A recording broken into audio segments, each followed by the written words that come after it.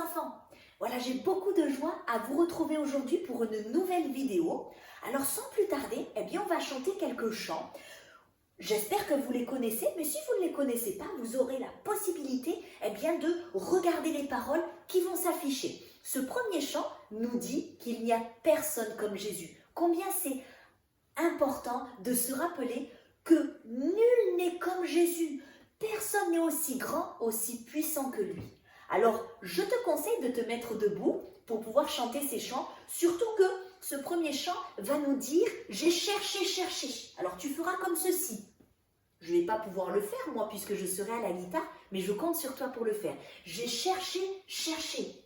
Personne, personne. J'ai fouillé. Personne, personne. J'ai tourné, et là tu vas tourner sur toi-même. Personne, personne. Il n'y a personne comme Jésus. Alors on y va ensemble ?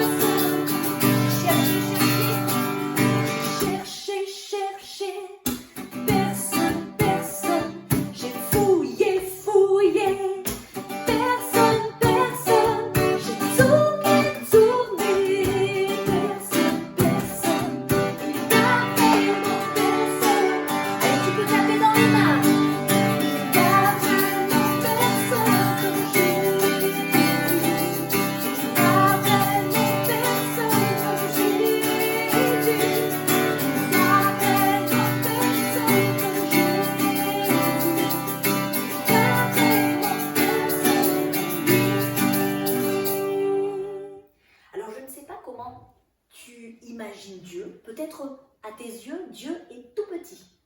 Et j'aimerais te dire au travers de ce chant que non, Dieu n'est pas tout petit, mais au contraire, il est très grand. Il est très grand au point qu'il est capable de nous tenir tous ensemble dans ses mains et de prendre soin de nous. Mon Dieu est un très grand Dieu. Mon Dieu est un très grand Dieu. Mon Dieu est un très grand Dieu.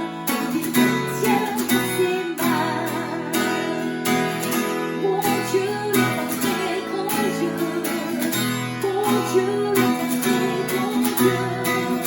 Mon Dieu est un très grand Dieu.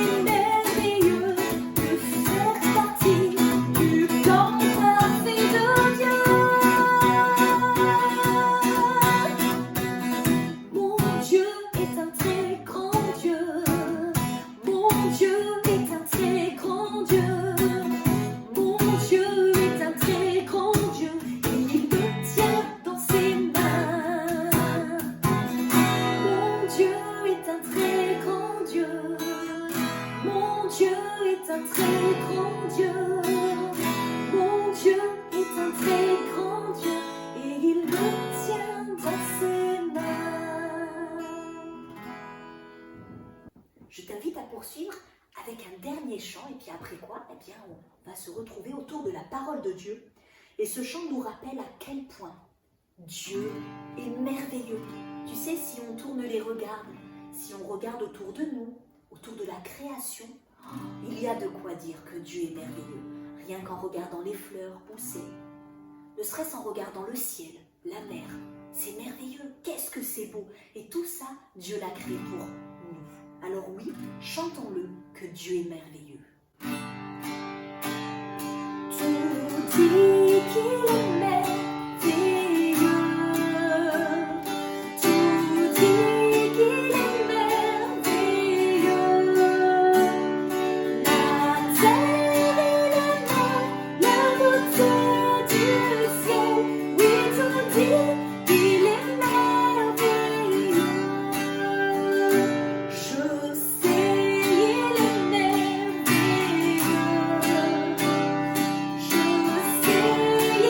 merveilleux.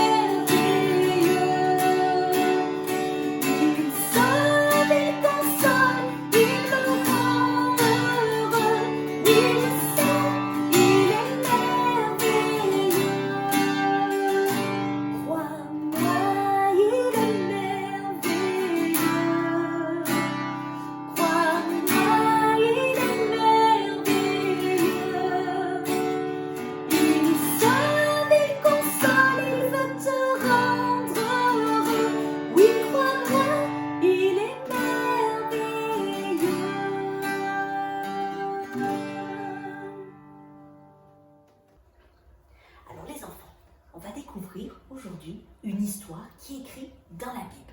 Est-ce que vous êtes prêts? Allez, c'est parti, venez avec moi. L'histoire que je voudrais vous raconter aujourd'hui, eh bien, elle se situe en mer. Figurez-vous que ce jour-là, les disciples et Jésus sont dans un bateau, plus précisément dans une barque. Mais malheureusement, ce jour-là, la mer n'a pas décidé d'être très calme. Bien au contraire, elle est très agitée. Si bien que les disciples ont peur. Ils sont effrayés. Ils sont angoissés. La mer est tellement agitée qu'ils ont peur de se noyer. Ils ont peur de mourir. Alors j'aimerais vous poser une question. Est-ce que vous aussi, il vous est déjà arrivé d'avoir peur? Alors je voudrais t'inviter à faire quelque chose. Tu vas pouvoir mettre pause sur la vidéo et je voudrais t'inviter à raconter, alors peut-être à un de tes frères, à une de tes sœurs ou tout simplement à tes parents ou à un adulte qui est à côté de toi. Raconte-lui un moment où il t'est arrivé effectivement d'avoir peur.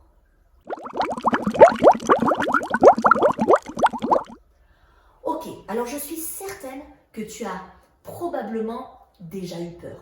En toute honnêteté, moi aussi ça m'est déjà arrivé d'avoir peur. On va s'imaginer pendant un instant que notre vie ressemble à un bateau. Voilà, imagine-toi un instant que ta vie ressemble à ce bateau. Et malheureusement, dans la vie de tous les jours, c'est pas toujours très calme. Des fois, il peut y avoir des hauts, des fois, il peut y avoir des bas. Et c'est un petit peu comme ce bateau qui se situe en mer, mais la mer n'est pas toujours calme. Et comme les disciples, on l'a vu dans l'histoire, eh bien, on subit une énorme tempête. Nous aussi, notre vie peut subir des tempêtes. Et on va découvrir ensemble quelques exemples de tempêtes qu'on peut avoir. Et c'est plus précisément des peurs. Comme les disciples ont eu peur, on va découvrir ensemble de quoi on peut avoir peur. Une première chose, j'aimerais revenir sur l'histoire. Tu sais, je t'ai dit que les disciples ont eu très peur. Ils étaient dans le bateau, il y avait l'eau qui venait même à l'intérieur du bateau et ils ont eu peur d'une chose, c'est de mourir. Parce qu'il faut savoir une chose, c'est que à l'époque, les disciples ne savaient pas nager. Alors nous, aujourd'hui, on peut apprendre à nager et c'est super, mais à l'époque, ce n'était pas le cas. Imagine-toi, qu'est-ce qu'ils se sont dit? Oh, mais on va couler, on va mourir. Alors oui, effectivement, Une des peurs qu'il peut y avoir dans la vie de tous les jours, c'est la peur de la mort. Tu peux avoir peur effectivement de mourir, au point même d'angoisser. Peut-être que tu as vécu aussi que quelqu'un dans ta famille est mort, c'est peut-être le cas, et tu as subi bien beaucoup de tristesse. Parce que perdre quelqu'un, ça engendre beaucoup de tristesse effectivement, et bien souvent on ne comprend pas, on se pose tellement de questions. Il y a une deuxième peur aussi qui est possible, et je l'ai appelée comme ceci, je l'ai appelée la peur de l'inconnu. Oui, la peur de l'inconnu. Je vais te donner des exemples parce que c'est un petit peu vague, peur de l'inconnu, qu'est-ce que ça veut dire? Eh bien, par exemple, maman et papa t'emmènent chez le médecin. Oh, qu'est-ce que le médecin va faire? Est-ce qu'il va me faire une piqûre? Qu'est-ce qui va se passer? C'est l'inconnu. Ou bien encore, bientôt peut-être que tu vas avoir un contrôle à l'école. Oh, est-ce que je vais y arriver? Est-ce que je vais réussir? C'est l'inconnu. Et les plus jeunes enfants, souvent, lors du coucher, ils se demandent, est-ce qu'il n'y aurait pas un petit monstre sous le lit? Enfin, oui, c'est une peur de l'inconnu. La troisième peur qu'on va voir ensemble, c'est aussi quelque chose qui peut toucher nous les adultes, mais vous aussi les enfants, c'est la peur de la solitude.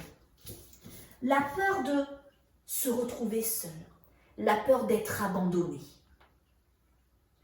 Et puis enfin, la dernière peur que j'aimerais te faire découvrir, c'est la peur de la souffrance. Ouais, la peur de la souffrance. Alors ici, tu vois, il y a un grand aïe, parce que souffrir, ça fait mal. On n'aime pas souffrir. Tu peux peut-être, quand quelqu'un te pince, ne serait-ce la peau, ta réaction, c'est de dire aïe, ça fait mal. Et bien souvent, on a peur d'avoir mal. On a peur de tomber malade. Alors tu vois, toutes ces peurs, eh bien, ce sont un petit peu comme des vagues qui sont là dans notre vie, qui chahutent le bateau. Mais est-ce que tu crois que Jésus veut nous laisser avec toutes ces vagues? Eh bien, laisse-moi te raconter la suite de l'histoire. Alors, on se souvient bien sûr que les disciples sont en pleine tempête et qu'ils ont peur. Mais, étonnamment, on n'a pas encore parlé de Jésus. Mais que fait Jésus dans ce bateau? Il est où, Jésus, là? Découvrons-nous ensemble. Oh ben ça alors? Mais qu'est-ce qu'il fait? Mais vous voyez comme moi, il est en train de dormir. Comment est-ce possible?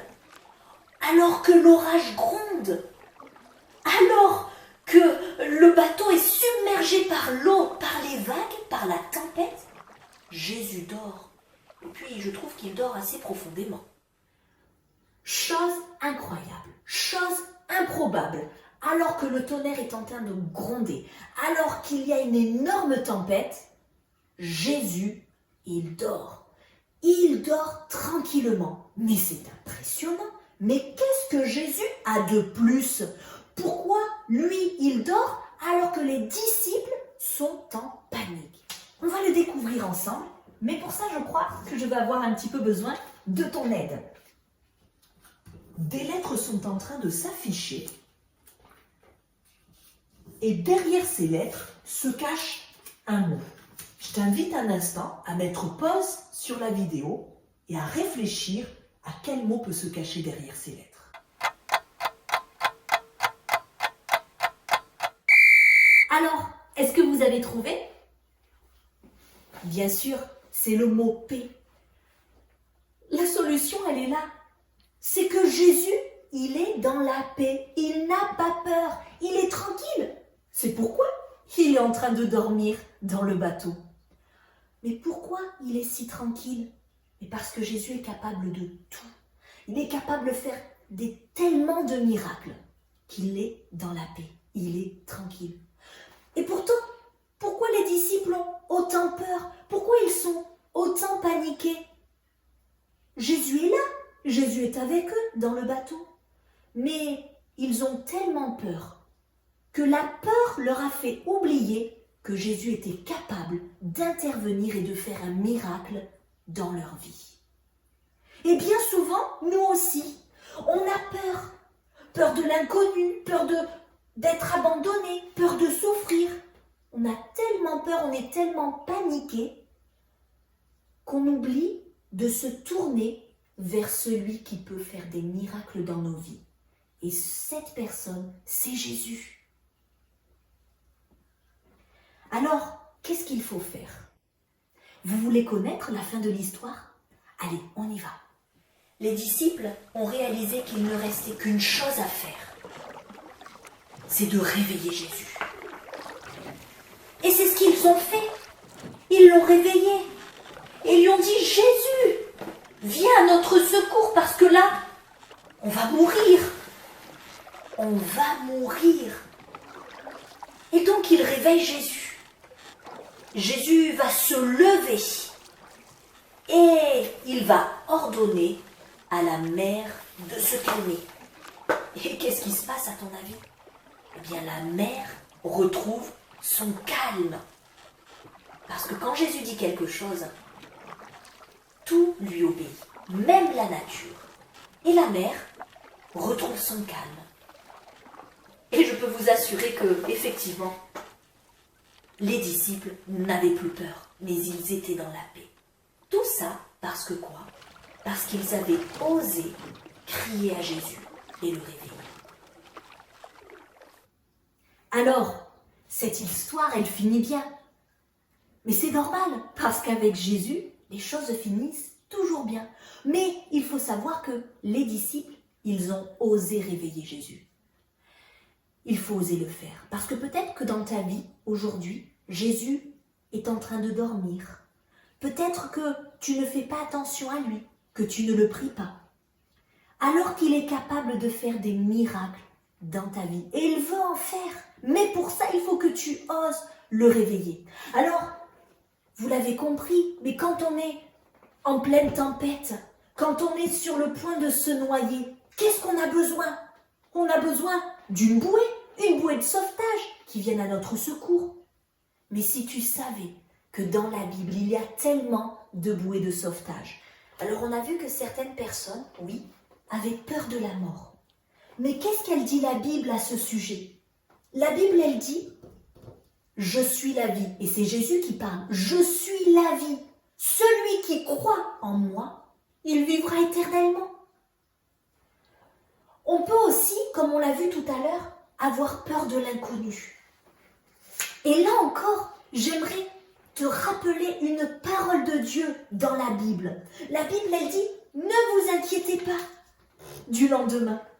Ne t'inquiète pas de l'inconnu. Et puis, je voudrais revenir sur quelque chose que j'ai dit tout à l'heure. Les jeunes enfants, souvent, au moment d'aller dormir, ils ont peur qu'il y ait un monstre en dessous du lit. Mais les monstres n'existent pas, ni même les fantômes. Il faut bien souvent faire attention à des histoires qu'on entend. Il faut surtout écouter la parole de Dieu. Mais oui, ne t'inquiète pas, dit Jésus. Ne t'inquiète pas de demain. Fais confiance, fais-moi confiance. On peut aussi avoir peur de se retrouver tout seul, peur d'être abandonné, peur de ne pas avoir d'amis. Et là encore, il y a une promesse de Jésus. Jésus dit, je suis avec vous tous les jours. Je suis avec toi tous les jours. Et ça, jusqu'à la fin du monde. Tu peux être sûr que Jésus ne t'abandonnera jamais. Oui, crois-le. Et puis enfin, on peut avoir peur de souffrir. Et là encore, eh bien oui, Jésus t'envoie une bouée de sauvetage et te dit, je suis celui qui te guérit. Oh, qu'est-ce que c'est merveilleux! Qu'est-ce que c'est merveilleux d'avoir auprès de Dieu le secours. Alors j'aimerais t'inviter vraiment pendant quelques secondes à fermer tes yeux. Oui, ferme tes yeux là où tu es et à prendre le temps peut-être de prier. Alors peut-être que tu vas simplement prier dans ton cœur. Peut-être que tu auras aussi envie de prier à voix haute, prier Dieu à voix haute. Tu peux le faire bien évidemment. Et moi je vais prier pour toi maintenant. Seigneur, je te remercie Parce qu'au travers de cette histoire qu'on a écoutée, tu nous rappelles, Seigneur, que tu es là pas loin, mais que bien souvent dans nos vies, Seigneur, tu dors. Et il suffit d'une chose pour que tu viennes à notre secours, c'est de te réveiller, de crier à toi. Alors oui, je te prie pour chacun de ces enfants qui sont là et qui ont regardé, et qui ont écouté, oui, cette histoire, afin que là où ils sont, Seigneur, tu puisses les bénir. Peut-être qu'ils ont des peurs, peut-être qu'ils sont dans l'inquiétude. S'il te plaît, viens à leur secours. Que, Seigneur, tu puisses vraiment leur faire comprendre que tu es là et que tu n'attends qu'une seule chose, c'est de faire des miracles dans leur vie. Je te dis merci, Seigneur, par avance pour tout ce que tu vas faire, parce que je crois vraiment que tu réponds aux prières et que si un enfant va te prier maintenant et te demander d'intervenir dans sa vie, alors oui, Seigneur, tu vas le faire. Amen. J'espère que cette vidéo t'a plu. Je voudrais vraiment que tu te souviennes que ces choses qui ont été dites, que tu as entendues, puissent rester dans ton cœur. Alors, on va terminer ces moments avec un dernier chant qui va suivre, mais avant cela, j'aimerais te donner une mission. Si tu as vu la précédente vidéo, je t'avais laissé une mission, celle de faire un dessin, et tu as vraiment joué le jeu, je te remercie. Eh bien aujourd'hui, je vais te donner la mission de me faire un bateau. Alors là, je t'en donne un exemple, c'est moi qui l'ai fait. Un bateau en papier. Je te laisse imaginer comment tu peux le confectionner avec l'aide de tes parents ou avec l'aide d'un adulte. Et puis de la même manière que tu m'as envoyé le dessin au travers d'une photo, eh bien je t'invite à demander à tes parents ou à l'adulte qui est là à tes côtés de m'envoyer aussi et de me faire parvenir ton bateau. Je te dis à très bientôt, vraiment que le Seigneur te bénisse. Je pense à toi et je prie pour toi. À bientôt. Avec Jésus dans mon bateau, je peux rire de la tempête, rire de la tempête, rire de la tempête. Avec Jésus dans mon bateau, je peux rire de la tempête, en vers le ciel.